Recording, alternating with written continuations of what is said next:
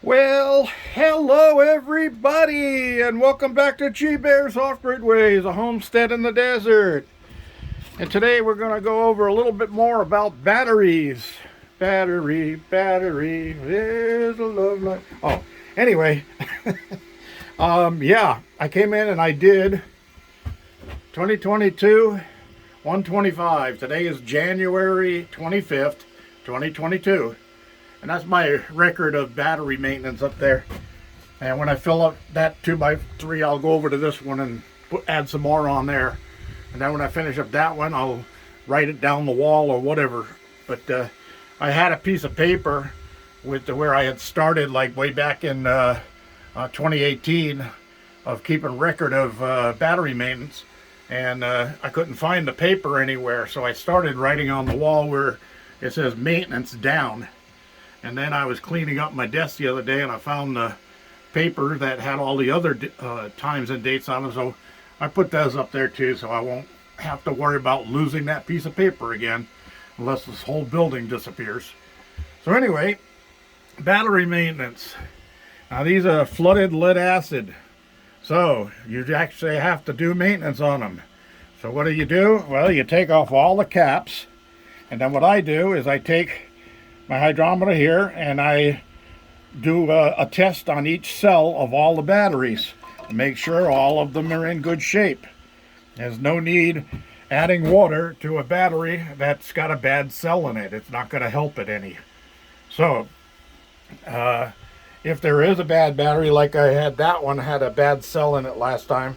So what I did was I put a big X on it with my felt tip, and that way I knew that one had a bad cell in it, and I went and ordered a used one from the California battery place, and I got that one on 12.7, and it's doing just fine.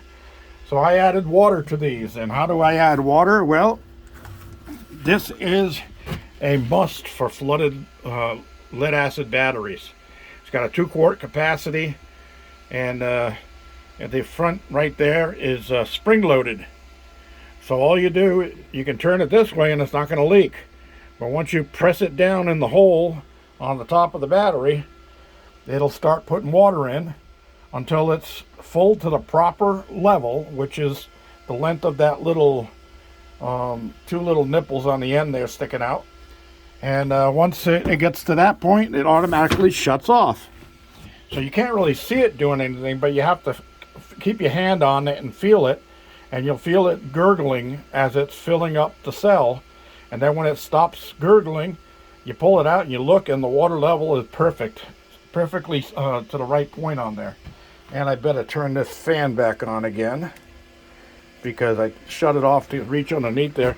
If I don't do that, when I reach underneath, I sometimes hit that with my arm and scares the daylights out of me. So it was a perfect day to do battery maintenance today. And I look here and we're on equalize. That's why it's at 14.6. And at equalize, it puts a high amount of voltage through to equalize all the batteries. So my Midnight Classic will actually say resting, because they won't both do equalize at the same time.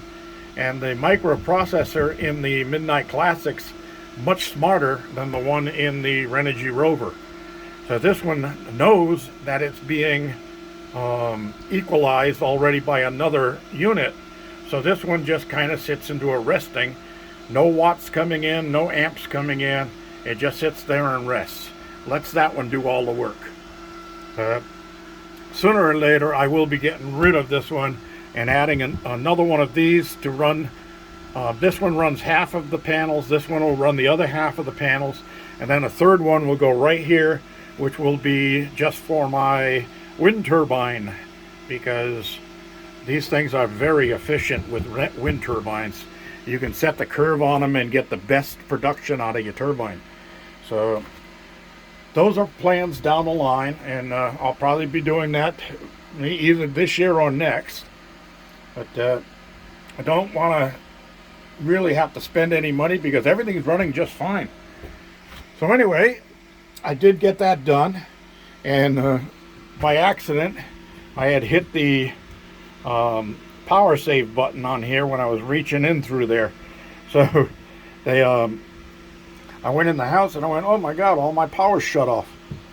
I tried turning it back on with the remote switch inside and it wouldn't come back on. I said, what's going on? I come out here and it's on power save. So I shut it to the off position, went inside to the remote switch and set it to position 2, which is power on, and that's it. It's all up and running again.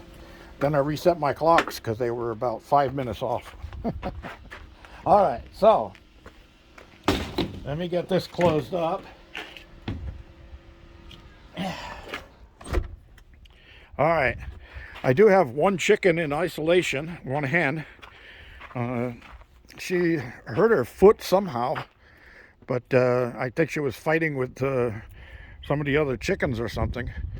But I went over there and I heard a ruckus, and all of the chickens were picking on her, going after her and pecking at her face and pecking at her back, and pecking at her, and even Brewster the rooster jumped up on top of her and started beating the heck out of her with his claws.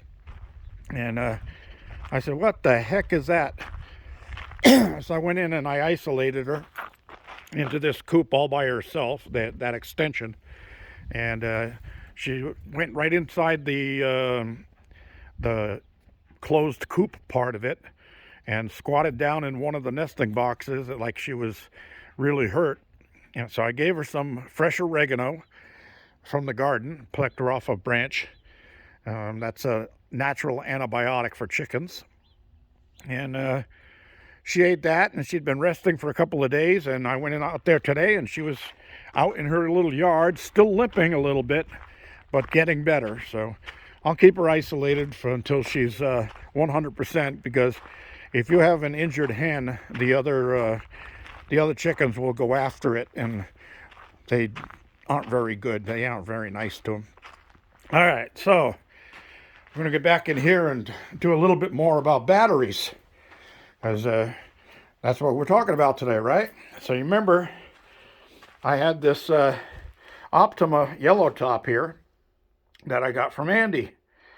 So I told you I had used the unit here to repair it, and it ran all night long and got up the next day and it said it was 100%.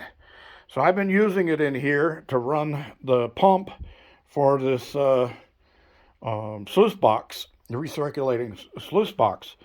So I said, well, maybe I should go in there and throw a charge on the battery. So I brought my charger in, got all set up, and I said, well, you know what, this would make an interesting video, so I'll just do it on video. So remember, as I said before, when you got the Viking unit with the recondition button on it, the first thing you want to do is hook up the battery. So put the negative on the negative and the positive on the positive, and then there's nothing showing on the screen of this thing. So you have to plug it in. So we'll take this and plug it in. And the first thing it'll do is give you a readout as to your battery. Well, look at that. It's still at 100%. It's got 12.8 volts in it. It's still 100%, even though we used it for hours, a couple of hours the other day for sluicing over here.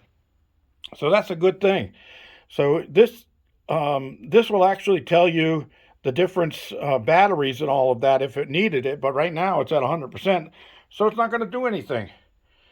If I wanted to repair it, I would of course just hit recondition and it would do that.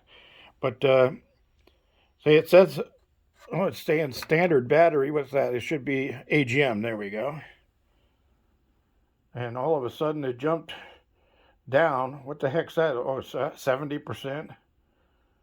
Oh, you know what? Because I just left it sitting on there, it's actually doing a charge. It's doing an auto charge. So we don't really need that. So let me unplug it here. And the lights go out when you unplug it. Now when you plug it back in, I should get 100% on it again. Yep, 100%, 12.9. So there's no reason to charge this battery, and it's probably a good thing too, because this is a combination that you really don't ever want to get caught in. And you say, why? Well, you see this little pack on top of here? Yeah. So that would be charged with salt and battery. Oh, God. All right, all right. I heard all you guys saying, oh. You should never be charged with a salt and battery. Anyway, that's about all I have for today. Just wanted to cover all of that. Let me see. I think I had a list in my pocket here. See if I missed anything. Oh, yeah. The temps have been down. The high today was 56 degrees Fahrenheit. And the winds yesterday were up in the upper teens and low 20s. But as you can see today, they're not up there. They're only about 5 and 6 miles per hour. But the geos are doing their little thing up there.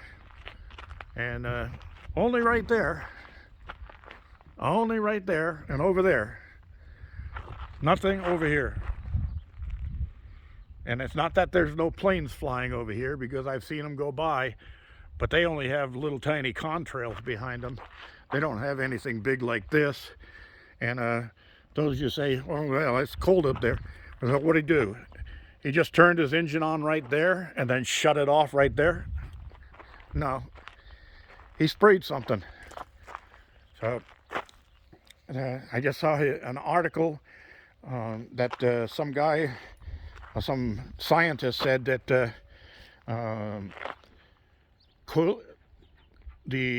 cooling, solar cooling geoengineering should be against the law and needs to be stopped now.